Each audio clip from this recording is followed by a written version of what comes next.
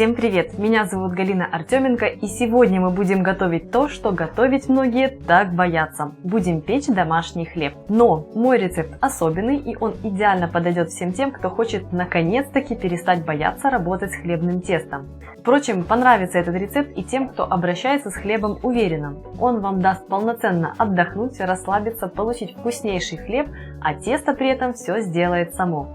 Итак, готовим домашний хлеб без замеса. Вам потребуется 400 граммов обычной белой муки, можно и цельнозерновую взять, 300 граммов воды, 1 чайная ложка соли, это 7 грамм, и четверть чайной ложки сухих дрожжей, это 1 грамм. Для выпечки такого хлеба вам потребуется чугунный или глиняный казан или утятница. У меня вот такой вот чугунный с эмалированным напылением. Он у меня уже прошел и прожил очень долго. Я уверена, что у многих из вас есть такие вот казаны или утятницы с незапамятных времен.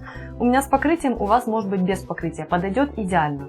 К муке добавьте соль и дрожжи. Слегка перемешайте смесь, чтобы дрожжи распределились по муке более равномерно.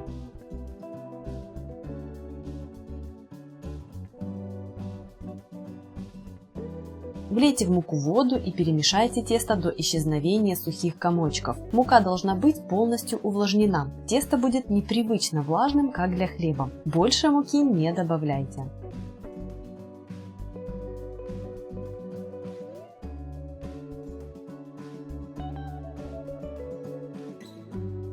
Затяните миску с тестом пленкой и оставьте при комнатной температуре на 12-18 часов. Я смешала все ингредиенты с вечера.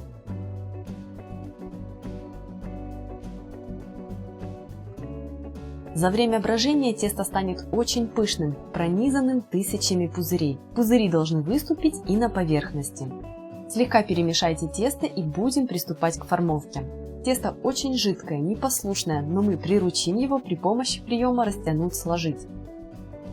Густо припылите рабочий стол мукой, я использую симолину, но обычная тоже подойдет отлично. Вывалите на стол тесто. Припыляя руки мукой, аккуратно растяните тесто в прямоугольник и подогните к центру низ. После вверх, а затем левую часть и правую. Порядок сторон не важен, важно его сложить. Это укрепит структуру теста. Посмотрите, уже после первого складывания тесто не плывет так сильно. Теперь сложите тесто аналогичным образом еще раз, аккуратно его растянув. Это магия.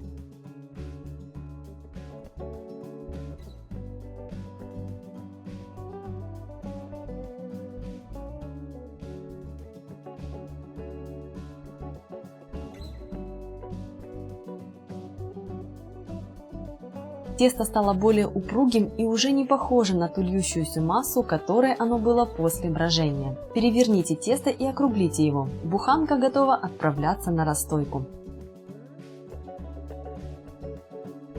Проложите какую-то миску или дуршлаг полотном, на полотно выложите щедрый слой пергамента и утопите все это внутрь, сформовав углубление для хлеба. Уложите туда буханку и накройте.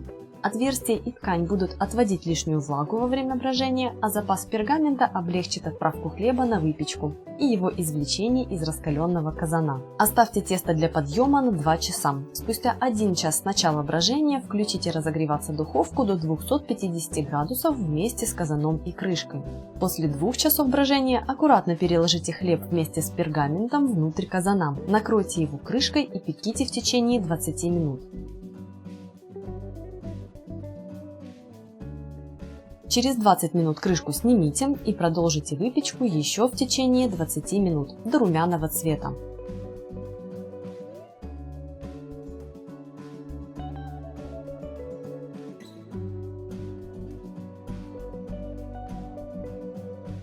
Готовый хлеб остудите перед тем, как разрезать, хотя получится ли дать ему остыть. Хлеб получается с очень хрустящей, звонкой коркой и легчайшим, нежнейшим, пышным мякишем. А аромат благодаря длительному брожению просто непередаваемый.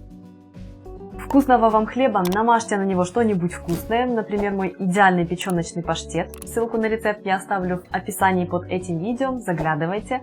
Готовьте только вкусную еду, обязательно ставьте лайк, если видео вам понравилось, а также подписывайтесь на мой канал.